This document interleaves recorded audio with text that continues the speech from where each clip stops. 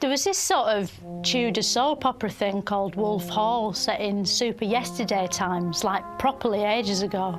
It was sort of like Game of Thrones without the dragons or the gory bits or the nudity or the sort of majestic sweeping shots of awe-inspiring landscapes, which meant it was all British people in weird hats just sort of talking. Emperor is the Queen's nephew. If he has the Pope, then the King's divorce petition is... It had all these famous history people in, all mixed in together. Like how the Avengers has the Hulk and Iron Man, this had Henry VIII and Anne Boleyn and David Essex and Dick Turpin and Jimmy Savile in it. There were so many people, other characters had to stop and ask who they all were. Who is that? Stephen Gardner, my secretary. And who is that?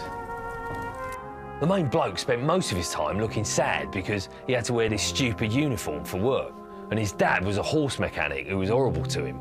I'm a lawyer. Lawyer? I found it boring, but I wasn't sure if it was boring because it was boring or boring because it was good, like how the theatre's good but totally boring. People said it was slow, but to be fair, it was set before cars, so the main bloke had to go everywhere on foot. So each time he had to be in a different place, he had to walk all the way there from wherever he'd been. And he had to do it loads, like he was walking all the time. I mean, it must have been knackering. That's why he had to keep taking rests in between walks, where he'd just sort of stand around looking glum. And his wife died, which was sad. And then his kids died, which was even sadder. Although, if you think about it, they only lived in olden times, so it wasn't like they missed out on much. Like, they didn't even have chips back then. Or Wi-Fi, or Mark Ronson, or Broadchurch, or like, I don't know, Hungry Hippos, or Buckaroo, or even Don't Tip the Waiter.